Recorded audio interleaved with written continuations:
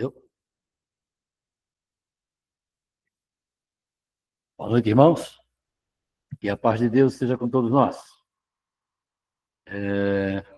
Quero começar fazendo uma oração e, para isso, peço que vocês se conectem com Deus. Conectar-se com Deus é pensar nele, naquela força maravilhosa que vem do centro do universo e que nos fortalece em tempo integral. Deus sempre está conosco se nós nos abrirmos para ele. Se não, passa direto. Nós ficamos a ver navios. Quem decide como somos atingidos pela energia de Deus, somos nós mesmos. Vamos lá, então? Pai nosso que estás nos céus, santificado seja o vosso nome. Venha a nós o vosso reino. Seja feita a vossa vontade, assim na terra como nos céus. O pão nosso de cada dia nos dai hoje. Perdoai, Senhor, as nossas dívidas, assim como nós perdoamos aos nossos devedores. E não nos deixeis cair em tentações, mas livrai-nos de todos os males. Que assim seja. Eu hoje quero conversar com vocês sobre algo que nós herdamos dos nossos ancestrais, acho que de toda a vida, que é uma ideia de para onde nós vamos depois que desencarnamos, não é? Então, a igreja romana e outras igrejas também, outras religiões, falam que depois nós vamos encontrar um céu ou um inferno. Dizem que se a gente for bonzinho, a gente vai para o céu, e se nós não formos bonzinhos, nós vamos para o inferno. E enfeitaram esse céu de anjos e flores e coisas maravilhosas, e o tal do inferno de coisas horrorosas, né?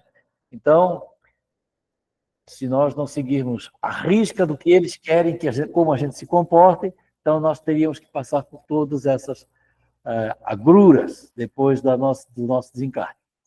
Já adianto para vocês que eu acho isso tudo lorota, mas eu vou mostrar para vocês o que dizem e o que pensam por aí a respeito de céu e inferno.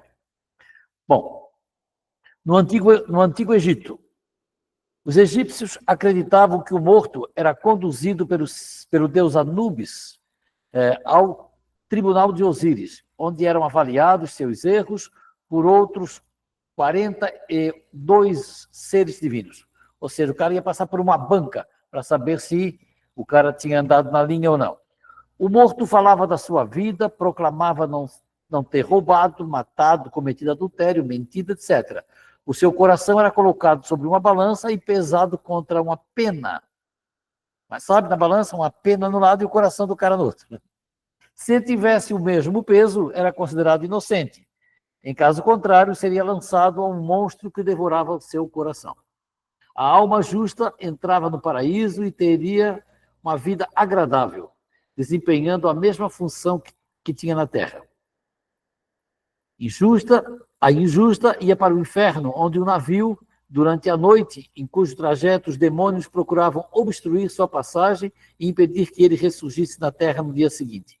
Ou seja, já tinha aquela coisa do julgamento, né? De você passar por uma banca para saber o que você fez. Certo? E aí, vocês acham que tem essa banca? Não, né? Nós que somos espíritas não acreditamos nisso. Mas estou falando aqui para ver como tradicionalmente, desde a antiguidade, os sacerdotes, as igrejas, criaram essas fantasias para manter o povo na linha, né? Existia o lado positivo e o lado negativo. O lado negativo é que torturava as pessoas com essas ideias. O lado positivo é que as pessoas procuravam não se espalhar muito, porque ficavam com medo do que poderia acontecer depois. Dessa maneira, eles conseguiram dar uma certa ordem moral no povo. Os maias. Os maias acreditavam que o céu se apoiava em 4 árvores. A terra era plana, estava nas costas de um crocodilo gigante que descansava numa piscina de lírios d'água. Essa é maluca, né?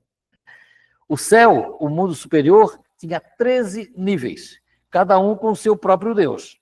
O inferno era chamado de mundo inferior, com 9 níveis. Era um lugar frio e infeliz, e o destino final da maioria dos maias.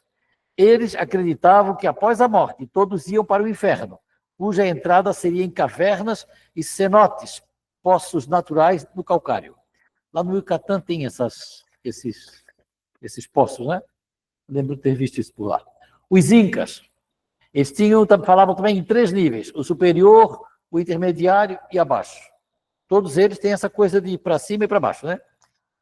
As filosofias orientais, o que eles falam? As grandes religiões orientais, o hinduísmo, o budismo, o taoísmo e o confucionismo, acreditavam na reencarnação e libertação em vez do céu. Mas, mesmo assim, incluem alguma ideia de céu parecida com o conceito mantido pelo cristianismo e outras religiões monoteístas. Por exemplo, no budismo existem vários céus, todos os quais fazem parte do samsara. Samsara é aquela roda, né, de onde a gente vai e volta e fica subindo e descendo, né? Os ciclos reencarnatórios. Aqueles que acumulam bom karma podem renascer em um deles. Todavia, sua estadia no céu não é eterna. Eventualmente, usarão seu bom karma para renascer em outra realidade, como humano, pode ser animal, ou outros seres que existem pelo universo. Ou seja, o cara vai para o céu, mas depois, se ele quiser fazer uma experiência novamente pelo mundo material, ele escolhe onde vai fazer e se vai vir como humano, se vai vir como um animal, ou se vai vir como qualquer outro seres desses que existem pelo universo, que às vezes as fotografias não são nada bonitas, né? Você já viu muitas imagens que pintam por aí, os seres que moram fora da Terra, tem cada figura estranha, né? Mas estranha para nós. Nós também devemos ser muito estranhos para eles, porque eles só se conhecem assim e acham que aquilo é a realidade deles, aquilo é natural no universo, né? Mesmo sendo tão esquisitos. Como esse céu lá dos orientais é temporário e faz parte do samsara, os budistas concentram-se mais em escapar do ciclo de renascimentos e atingir a tal da iluminação. Ou seja, no budismo existe essa questão realmente de você escapar da roda de samsara e você atingir um nível tal, onde você então vira luz e aí nunca mais volta para essa história de querer descer para mundos físicos. Mas no budismo indiano, esse eu fiz questão de copiar aqui para trazer para vocês, porque eu achei muito bom. No budismo indiano, onde também há inferno, há um gerente geral no submundo julgando o comportamento dos mortos e julgando para que mundo ele irá.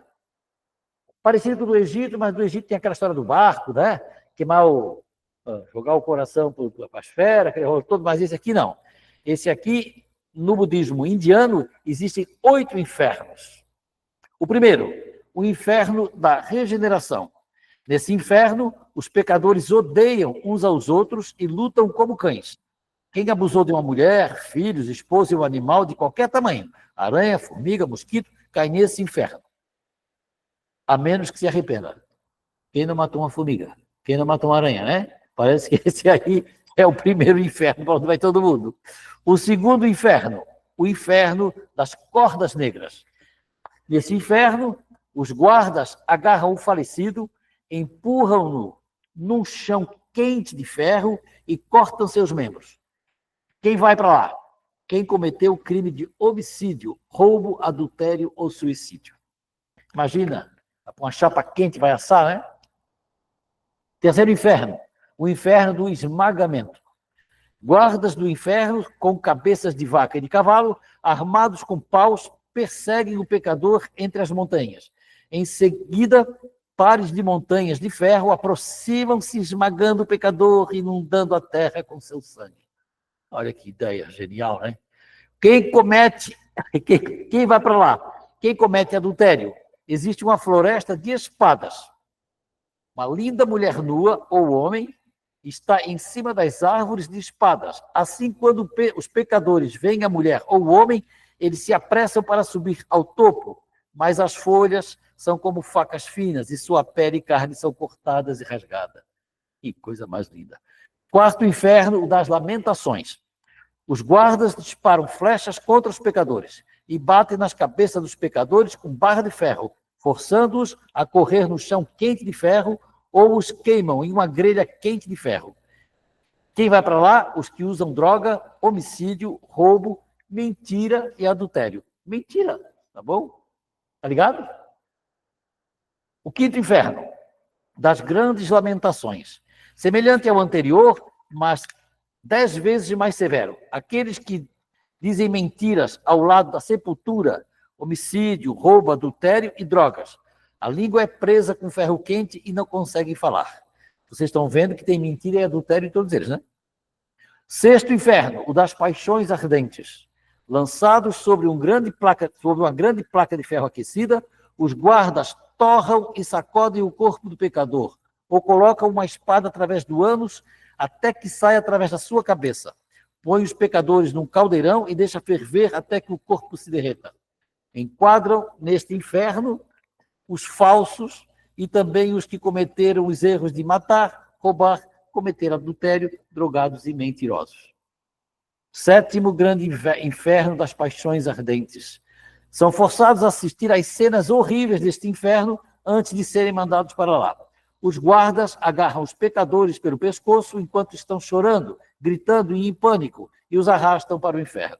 Eles chegam a um vale de chamas, e os guardas tiram a pele dos pecadores e espalham as peles e corpos em conjunto no solo ardente que despejam ferro líquido, fundido, fervente sobre eles. Quem vai para lá? Quem viola uma monja, além de matar, roubar, cometer adultério, usar drogas, mentir, ser falso e ferir fiéis budistas. O oitavo e último grande inferno dos incessantes sofrimentos. Quem comete as 5 depravações, matar o pai, matar a mãe, matar um sacerdote, fazer o corpo do Buda sangrar e causar a desunião e a destruição da ordem budista. Ou seja, é para o povo da rainha, né? Nem mentir não pode, né?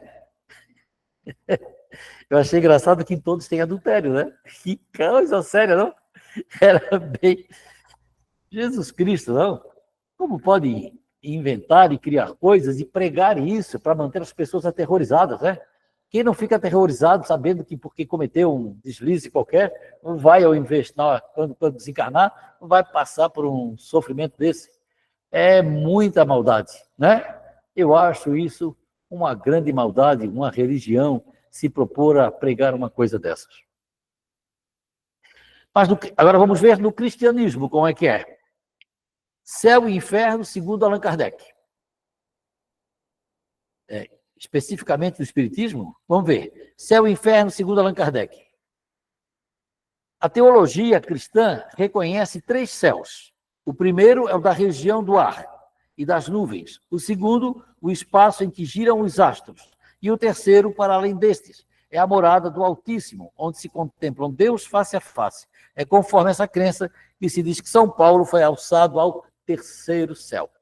Então, aí, vamos dizer, herdando do catolicismo romano, então eles falam que existe 3 níveis de céu, um mais aqui perto de nós e outros mais distantes, lá nas alturas, onde só tem aquele mundo sonhado por todos, né?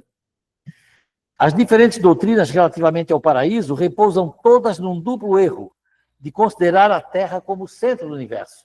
Ou seja, eles quando falam nesses céus aí, a Terra é o centro do universo, né?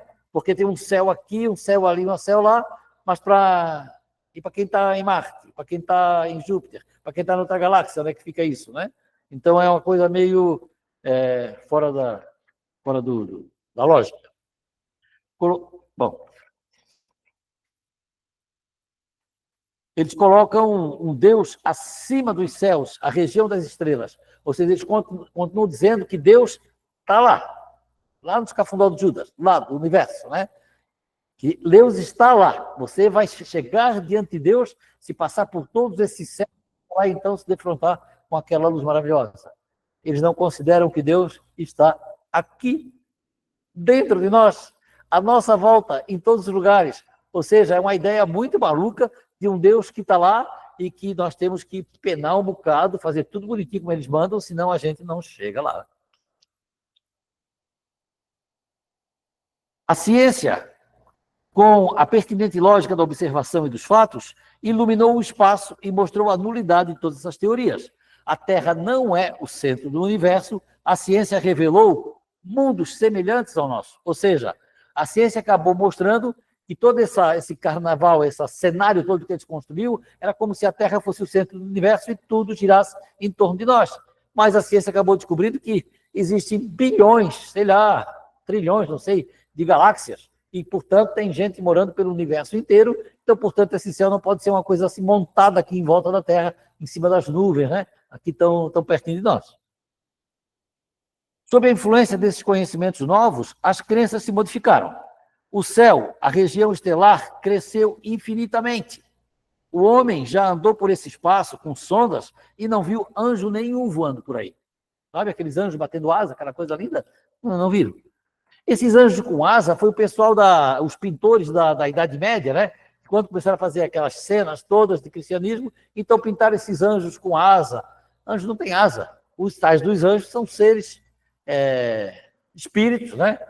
Iluminados, que se movem pelo pensamento. Como nós também, em espírito, nos movimentamos pelo pensamento, então eles passam voando aqui na nossa frente porque eles têm essa ideia de passagem. Não precisa de asa para bater, para voar.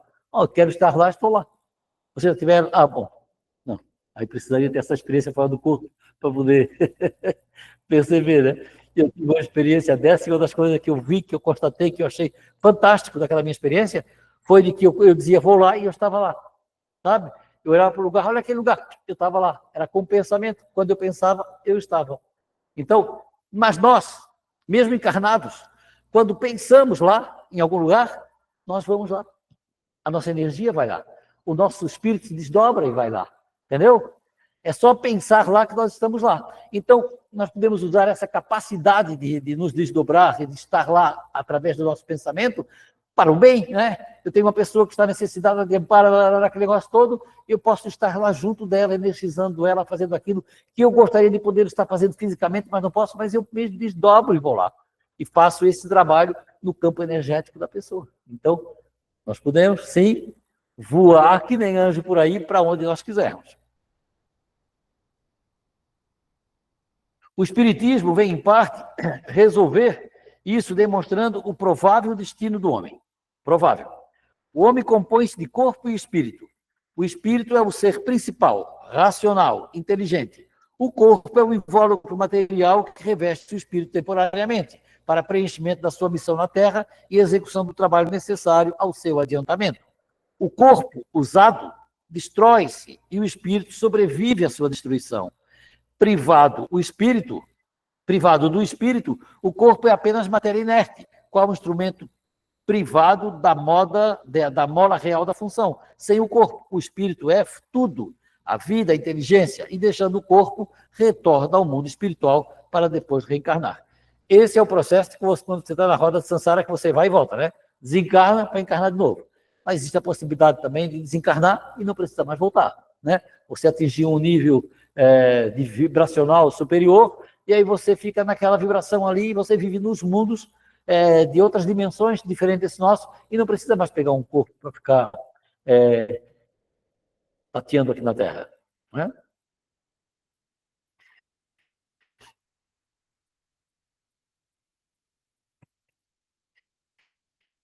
A morte do corpo não é mais que a ruptura dos laços que o retinha cativo. Os espíritos, pelo progresso, adquirem novos conhecimentos, novas faculdades, novas percepções, e assim, novas venturas, desconhecidas dos espíritos inferiores. Ou seja, fora desse nosso corpo aqui, avançando por um patamar superior, nós vamos conhecer outras coisas distintas daquilo que conhecemos na Terra, que nós nem imaginamos que existe, né? Assim como nós vemos o progresso na Terra, e nós vimos, desde que nascemos até hoje, uma infinidade de invenções, de coisas que fazem parte da nossa vida, que a gente nem supunha existir, né? Quando criança, jamais imaginaríamos, não sei vocês, mas não existia televisão, quando eu era criança. Eu fui ver televisão quando já era adolescente. Telefone, era uma coisa que era impossível, né? Tinha aquele telefone de fio lá em casa, quando eu já trabalhava, dei para os meus pais. Depois veio o tal do telefone celular, o tijorola, que era um negócio desse tamanho, né? O tijorola. Quem que comprou um tijorola ia imaginar que um dia ia ter os tais iPhones de hoje que fazem misérias, né? Então, num pequeno tempo que nós estamos aqui na Terra nós vimos todas essas modificações à nossa volta, né? As relações humanas um pouco diferentes hoje também. Imagina nós fora do corpo, no lugar onde o céu é o limite, não há limite para crescer, para inventar, para inovar e para viver. Então nós temos a felicidade de poder conhecer coisas fantásticas que nós nem supomos que existem, tal qual o telefone celular de quando nós éramos crianças. Eu digo não só em coisas para ter, mas de coisas para viver, né? Diferente daquilo que a gente conhece, que é a nossa vida de hoje, que ela é um pouco limitada, né? Se a gente pensar um pouco, a nossa vida tem certos limites que nos impõem, condicionamentos e tal, né? Num plano desse, não tem limite. Você é o que quer, aonde quiser, e você voa para lá a qualquer instante.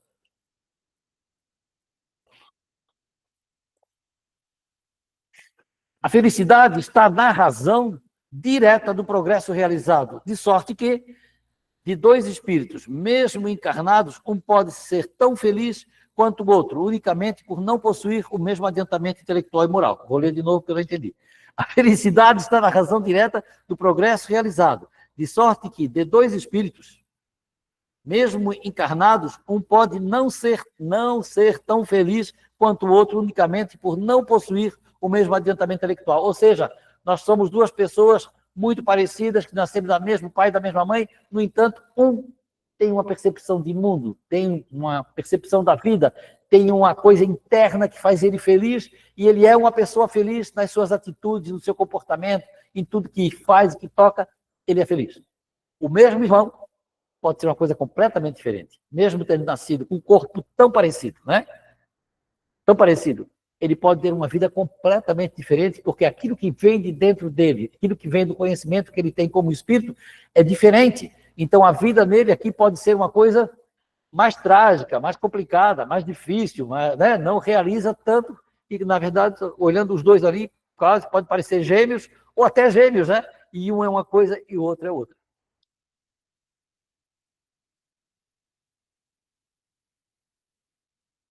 Ainda que juntos, pode um estar em trevas, enquanto que tudo resplandece para o outro que está ao seu lado, tal como um cego e um vidente, que se dão as mãos, este percebe a luz da qual aquele não recebe a mínima impressão. Ou seja, um consegue perceber as coisas boas da vida, mas o outro só vê drama e problema. Não é? Você conhece pessoas que só vê problema? Conhece, né? E tem pessoas que não estão nem aí para os problemas, porque eles se ligam às coisas boas e fazem a vida deles acontecer com base nas coisas boas, sabendo que existem coisas desagradáveis. Tem, a gente passa por elas, ou também não leva tão a sério e deixa de lado. E se foca naquilo que interessa e que é bom. Uma comparação vulgar fará compreender melhor esta situação. Se se encontrarem em um concerto dois homens, um bom músico de ouvido educado e o outro desconhecedor da música de sentido auditivo pouco delicado, o primeiro experimentará sensações de felicidade, enquanto o segundo permanecerá insensível, porque um compreende e percebe o que nenhuma impressão produz no outro. Ou seja, duas pessoas ouvindo um concerto musical, um que é ligado na música e percebe a música, e o outro está só escutando o barulho das cordas do violino e aquele negócio, e aquilo não diz muita coisa para ele, não é? Certo? É que nem eu escutando samba, não diz nada. E, no entanto, tem gente que se escuta um samba, já se remexe todo, entra na onda do samba, não é verdade? Eu gosto de samba também, mas eu só usei uma comparação, né? Porque há pessoas que não se tocam realmente, né? Não tem nada a ver com ele. Enquanto que uns mal escutam, não tem como escutar um samba e ficar quieto, parado, né? Ou fica cutucando assim ou já sai rebolando. Enquanto que o outro nem percebe nada.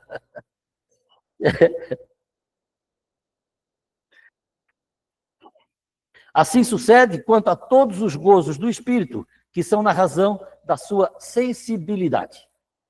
O mundo espiritual tem esplendores por toda parte, harmonias e sensações que os espíritos inferiores, submetidos à influência da matéria, não entreveem sequer, e que somente são acessíveis aos espíritos purificados. Ou seja, mesmo estando em espírito fora da carne, ainda tem essa questão de um perceber a beleza do universo e o outro não perceber. Ou seja, não é porque é espírito também que tem a mesma capacidade de perceber, de visualizar, de entender, não tem a mesma inteligência. Ou seja, mesmo estando em espírito, um cara está ligado no mundo, o outro cara está ligado no outro. Não precisa ser só encarnado, né? O progresso dos espíritos é o fruto do próprio trabalho, mas, como são livres, trabalham no seu adiantamento com maior ou menor atividade, com mais ou menos negligência, segundo sua vontade, acelerando ou retardando o progresso e, por conseguinte, a própria felicidade. Enquanto uns avançam rapidamente, outros vão mais devagar.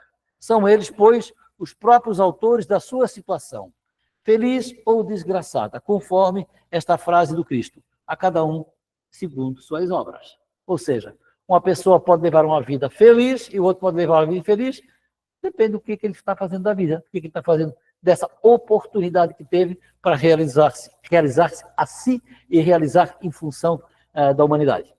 Há pessoas que não pensam em hipótese nenhuma na humanidade, nem de quem está por perto, trabalham exclusivamente para si. Os egoístas, né? Está certo que nós temos coisas que precisamos fazer por nós, não podemos deixar também de lado. Mas também, muitas das coisas que nós fazemos para nós e para os outros também. Nós não precisamos ser só focados no nosso progresso único.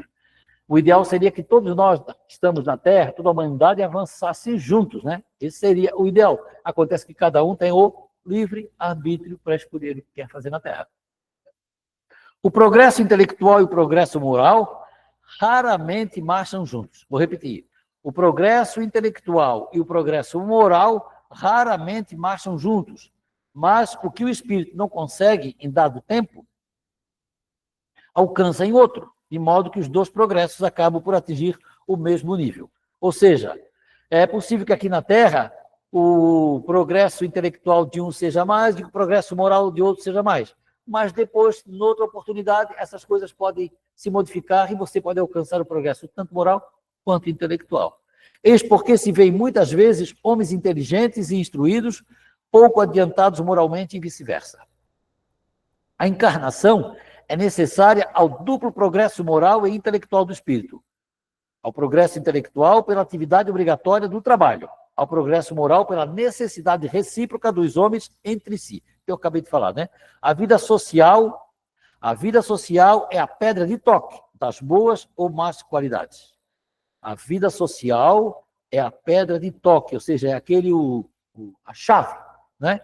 Das boas ou más qualidades. Tudo que constitui o homem de bem ou do mal, por alvo e por estímulo das relações do homem com seus semelhantes. Ou seja, tudo aquilo que o homem faz de bem por si e pelos outros é realmente aquilo que importa. Mas isso aqui é uma repetição do que eu já falei. Para o homem que vive enclausurado, não haveria vícios nem virtudes, preservando-se de mal pelo isolamento. O bem de si mesmo se anularia. 9. Uma existência corporal é manifestadamente, ou é manifestamente? Agora eu não sei. Uma só existência corporal é manifestamente insuficiente para o espírito adquirir todo o bem que lhe falta e eliminar o mal que lhe sobra. Por exemplo, numa encarnação só, é pouco tempo e pouca oportunidade para que o indivíduo realmente possa fazer todo o trabalho necessário possível. Aí o Kardec pergunta, como poderia o selvagem, por exemplo, em uma só encarnação, se nivelar intelectualmente ao mais adiantado europeu? Cada um de nós pode avaliar o avanço que fez nessa existência. Cada um de nós pode avaliar o avanço que fez nessa existência. Então, se nós avaliarmos o que nós pensávamos, o que nós gostávamos, o que nós queríamos, como nós encarávamos a vida há 30, 40 anos atrás, ou 20 anos, ou 10 anos atrás, a gente pode perceber se hoje nós já vemos diferente. Se hoje aquela ideia que eu tinha a respeito de determinados assuntos continua o mesmo, ou se mudou, se hoje eu consigo ver de outra forma. Então, se eu consigo perceber em mim que algumas coisas eu já sinto e percebo em mim diferente, significa que eu fiz um avanço. Mas se eu sou hoje igualzinho como era antigamente, sou do tipo que diz, eu não mudo. Tem gente que diz, não mudo? Eu não mudo, eu sou assim e não mudo. Tem gente que fala, não, eu sou assim e não mudo. Mas, cara, tá errado, eu sou assim e não mudo. Tá bom, eu fico assim. O comando sobre ti é teu mesmo, né? Ninguém vai fazer tu mudar na marra. Vai ficar assim mesmo. É no estado espiritual, sobretudo, que o espírito colhe os frutos do progresso realizado pelo trabalho da encarnação.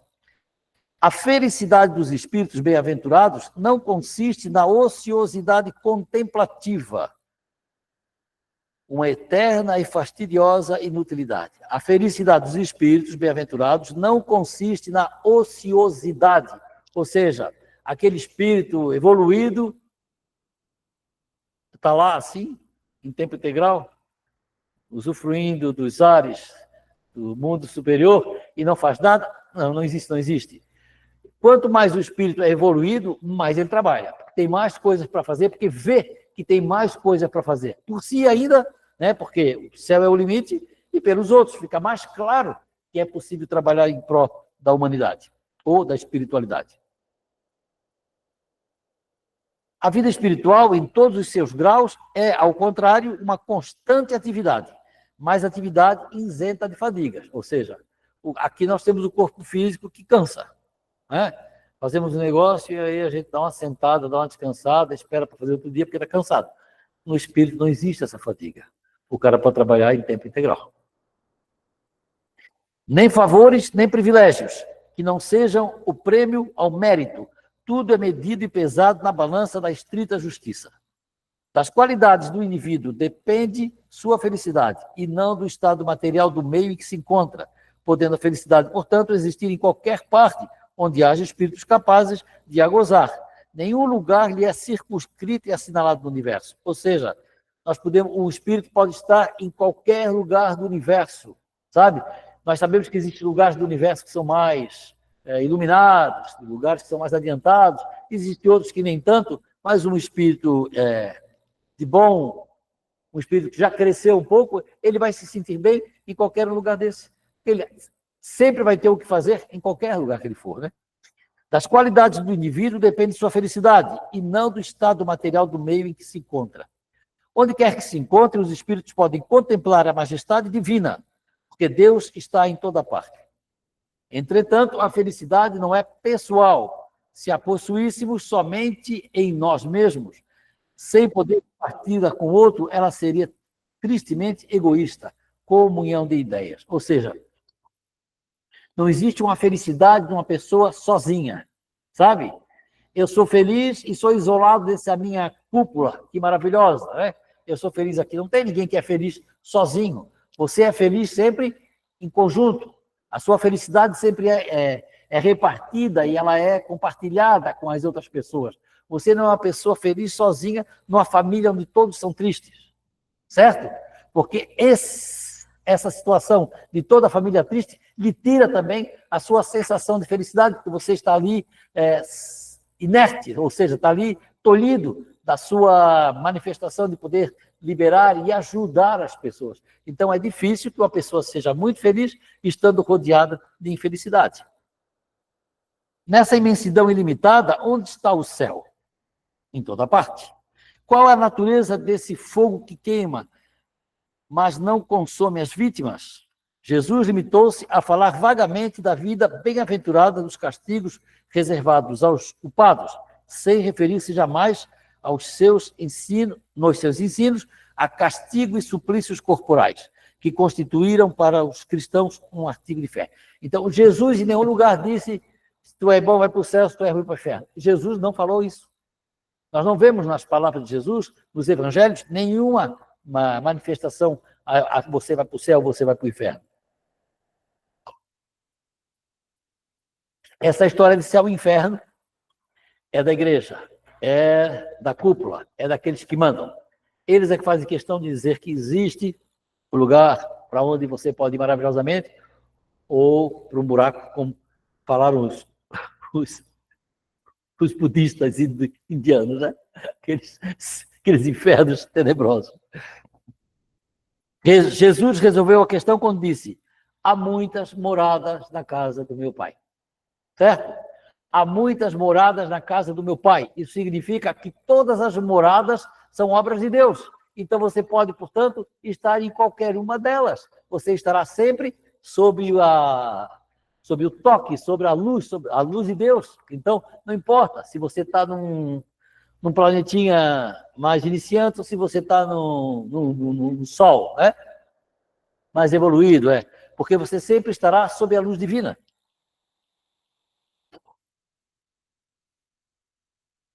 Agora, se você for ler livros espíritas ou espiritualistas, eles sempre fantasiam essas histórias de céus, de infernos, não tem? Por exemplo, assim, ó, as cidades do espaço que tem os hospitais, né? Eu tenho uma ideia de que são lugares para onde todas as pessoas podem ir, né? Podem ser atendidas, podem ser socorridas, tal. Mas falava quando falam em purgatório, não. Purgatório é mais ameno. O tal do umbral, né? Por exemplo, quando você assiste o filme Nosso Lar e eles mostram aquele umbral, onde as pessoas estão lá se contorcendo na lama, aquilo é uma figura muito pesada, porque, na verdade, não existe, quando nós desencarnamos, não tem um cara na nossa frente com papel, vamos lá, meu filho, vamos ver o que fizesse. Não tem, não existe isso. Quando você desencarna, você vai automaticamente para aquele lugar que é o que você é, estando encarnado ou desencarnado, né?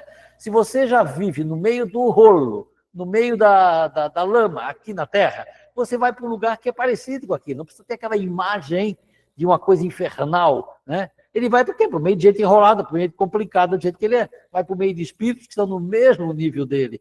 E aquilo ali pode ser o quê? Um umbral? Um purgatório? Não sei como chamaria isso. Mas se você já é uma pessoa que tem um outro nível, se você vive na felicidade, tem essa percepção da luz, você automaticamente já vai para um lugar mais iluminado e não tem ninguém lá. O teu caderno com a tua história. Dizem que esse processo já passa automaticamente dentro da sua própria mente, né? Do espírito, que já faz ali o retrospecto que fez e sabe se aproveitou a vida ou não. A própria pessoa faz o seu próprio julgamento. Eu fui bem ou não fui bem. Então, aonde é que eu vim parar? Que lugar bonito, iluminado. Eu fui bem, né? Parece que sim, né?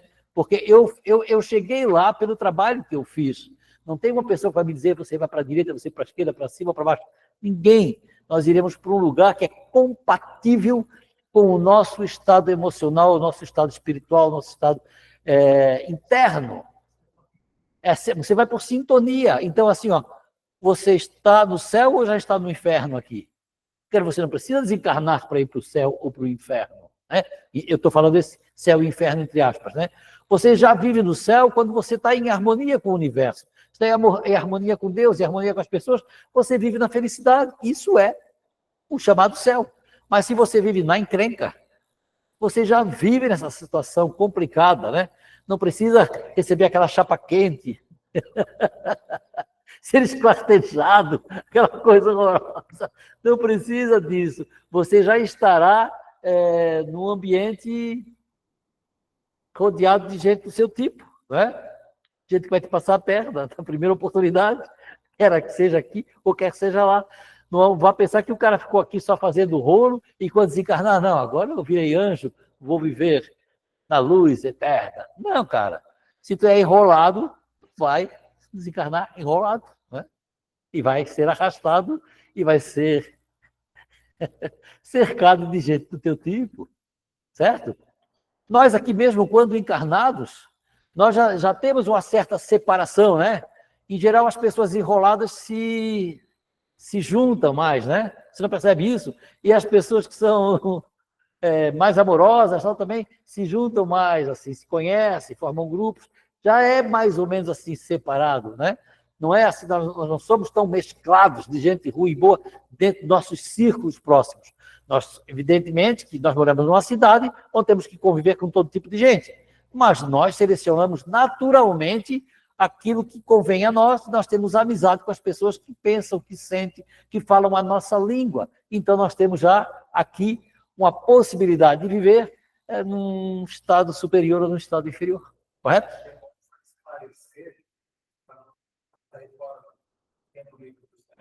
Sim. Porque camadas ultravinas existem, então dá má interpretação. Mas não é do jeito que o cinema. Não, sim, mas é isso que eu estou falando, né? Você é levemente enrolado. Você vai estar no lugar levemente enrolado, né? Com pessoas levemente enroladas, que são compatíveis. Ou você é muito enrolado, muito enrolado, você vai estar num lugar muito enrolado, com gente muito enrolada, parecido com você, né? Então, assim, existem vários níveis, né? Você tem aqueles 8 infernos dos indianos, não. Não, mas não tem essa classificação de umbral, baixo, médio, superior, não tem. É um degradê, né? Que a gente mais ruim vai melhorando até gente boa e gente muito boa vai estar para cima. Em níveis de consciência diferentes, em nível vibratório diferente, em dimensões, né? Que hoje se fala muito nas dimensões, em dimensões diferentes. Então você já vive numa dimensão melhor do que a 3D, já vive numa 4D, numa 5D, não sei o quê, eles falam muito disso hoje, né? Então, se você já vive numa 5D, quando desencarna, você está na 5D, não está na 3D, né? Certo? Então, vamos... Tá bom, conclusão. O universo não te julga, nem te condena, nem te castiga, nem te privilegia, nem te beneficia. És tu que fazes o tempo todo, é tu que o fazes o tempo todo. O universo é apenas uma caixa de ressonância, né? Se és mentiroso, recebes mentira. Se és verdadeiro, recebes verdades. Se és delicado, recebes delicadeza. Se és violento, recebes violência. Se és pacífico, recebes paz. Se és amoroso, recebes amorosidade. Se és ingrato, recebes ingratidão. Se és grato, recebes gratidão. Se és livre, recebes liberdade. Se és manipulador, recebes manipulação. Se és feliz, recebes felicidade. Se és infeliz, recebes infelicidade. Ou seja, no universo, o que tu põe para fora é o que tu recebe. O tempo todo, nós recebemos aquilo que nós colocamos para fora. Se nós tratamos mal o mundo nos trata mal. Né? É uma bola que a gente joga na parede e ela volta para a nossa mão. Se queres saber onde estás neste momento, no céu ou no inferno, observa aquilo que estás recebendo. O que é que estás recebendo no momento na tua vida? Flores ou punhaladas? Então, é onde tu estás. Se estás recebendo punhalada, é porque é punhalada. Se estás recebendo flores, é porque dessas flores. Enquanto não te assumires como criador da tua própria história, serás vítima de ti próprio, do teu estado de consciência. Vives rodeado de espelhos, no céu ou no inferno. O mundo é o reflexo do nosso estado de consciência. O mundo é reflexo do nosso estado de consciência. Bem-aventurados os mansos e pacíficos, porque deles é o reino dos céus, nos disse Jesus. Tá bom? Vamos rezar. Rezar é bom, ajuda a acalmar, a nos colocar, a nos abrir portas.